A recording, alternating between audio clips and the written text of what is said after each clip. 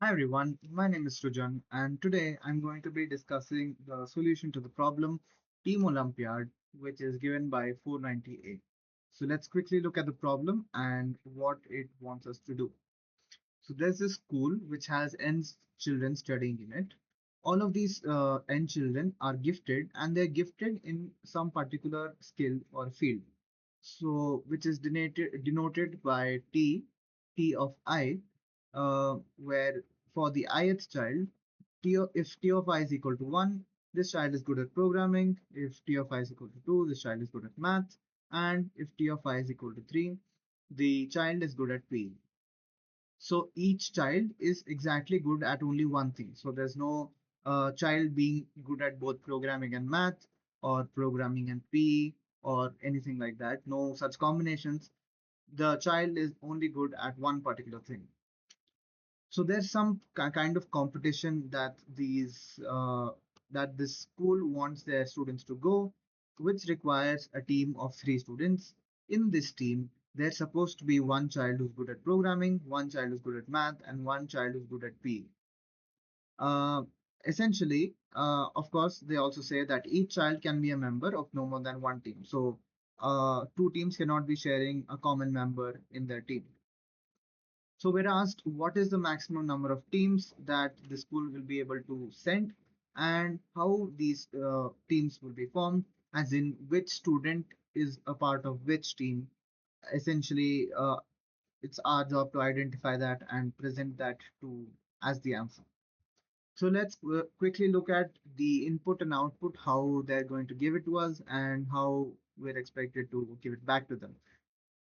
So we have n, which is the number of children in the school, and we have the second line, which is t of 1 to t of n, which is the skill or the field that this child is talented in. So t of I can have a value of 1, 2, or 3, only those three values.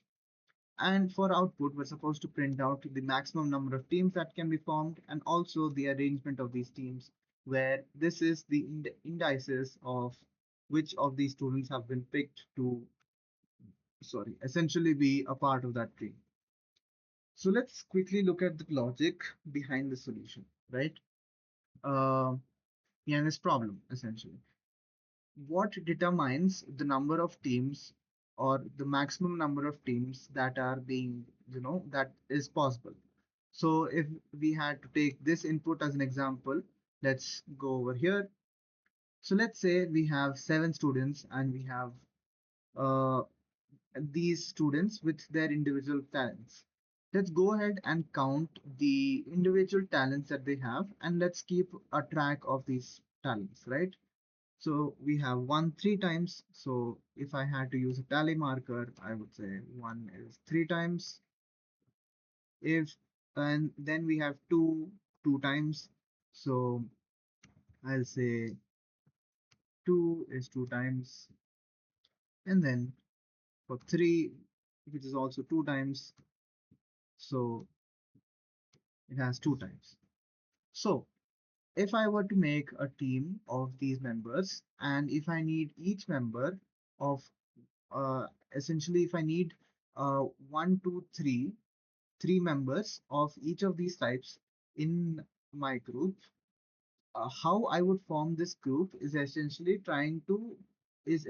getting the minimum out of these counts of the numbers that we have. So that essentially means we'll be looking at the counts of one, the count, sorry, maybe use a different color. Uh, yeah, so the count of one, the count of two, and the count of three. The minimum out of these three would give us the maximum number of teams formed, since you need each of these to form a group. So no matter if these numbers differ by a lot, the minimum out of these three is essentially the maximum number of teams we can form. So if we had to take this particular example here, the minimum number is 2, which gives us the number of teams that can be formed, which is 2. So if I had to manually pick out any two teams with out of these indices, I could say, look, I want this guy uh, this student, and then this student, and then this student, which forms a group of one, two, three, which satisfies my cause, which is I need one, the guy who's good in programming, or the student who's good in programming, two, the student who's good at math, and three being the student who's good at PE. So I could say, and note, they tell you that we need the indices given from 1. See, 1 to n, as these children are numbered from 1 to n. So looking at this from a non-array perspective, so I would say the teammate would be 1, and then 2 is given by, so 1, 2, 3, 4, 5. So 1, 5, and 2. That makes our first team.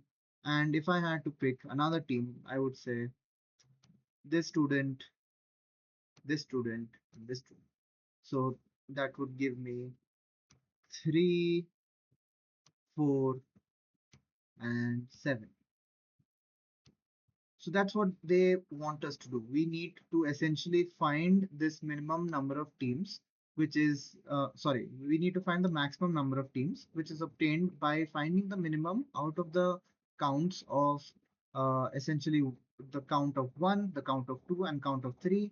By getting the minimum number of that, we go ahead and we find number of teams that can form, the maximum number of teams that can form. Also, if we find this number, which is the maximum number of teams that can be formed to be 0, we don't really need to go ahead and see or find out how we can arrange this, right? So that's just a waste of computation. So if this number, which is the maximum number of teams, is greater than 0, we can go ahead and we can look into how these teams will be formed.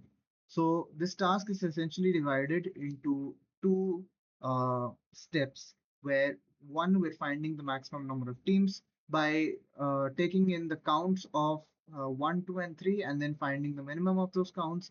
Secondly, if that number is greater than 0, we're going ahead and we're seeing which of these indices suit our values and how we're going to essentially represent them. So how does this translate to code, or how does this translate to C++, right? So let's, since we have the logic locked on, let's go ahead and look at the code.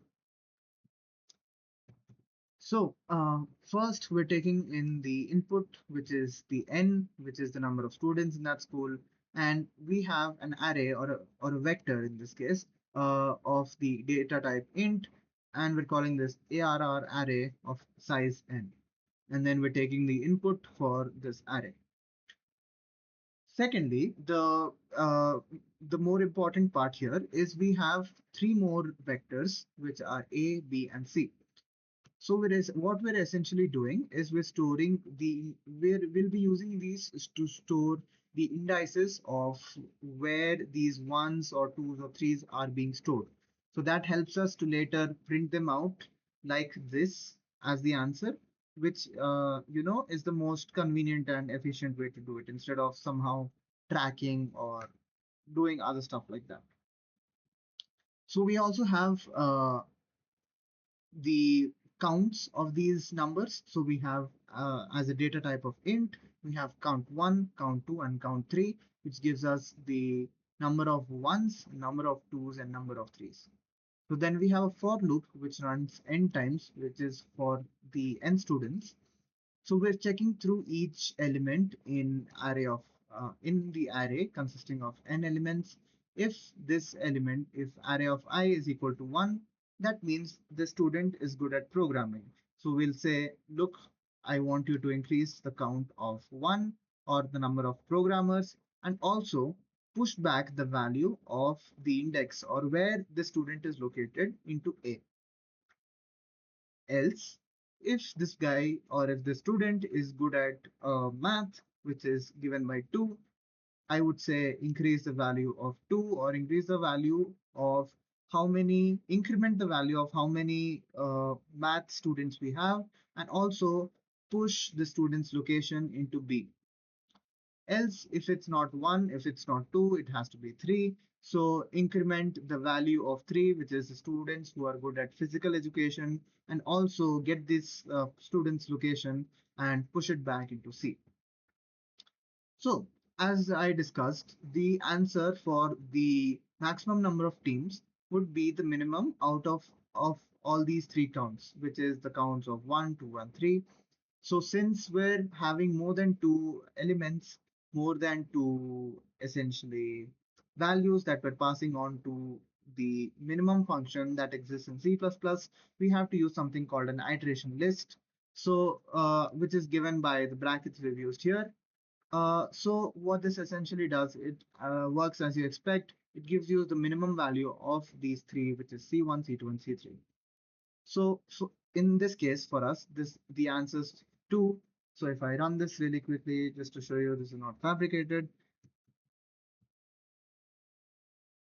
so we get the same answer. I'll maybe run it for a different question next time uh, after we're done with this. So if this answer is greater than 0, so since let's say the answer is 0, we get 0 minimum teams possible. That means we don't need to, essentially find out the arrangements which are suitable. So no need to run this thing at all.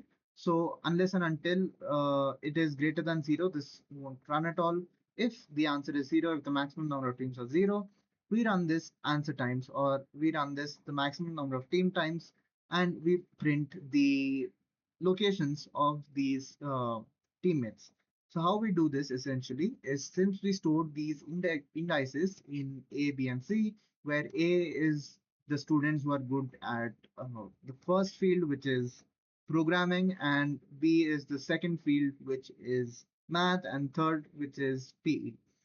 So we're essentially saying this the vector basically contains all those indices, or the values of all those indices, where there are students who are good at the first skill, which is programming, same for B, which is for math, and C, which is for PE. Why we're doing +1? Since they want the answer as a range from 1 to n, we're going ahead and doing this as a +1. It's really more of like your choice. You could either do a +1 over here, or just while pushing back, you could push this back as I+1. Really makes no difference, up to you. I had the idea of doing this here because I uh, initially just did of A of I, and then B of I, and C of I, and then I reread the question to see that these children are numbered from 1 to n, which is why I added them here, which is how I got to the realization that I need to add them here.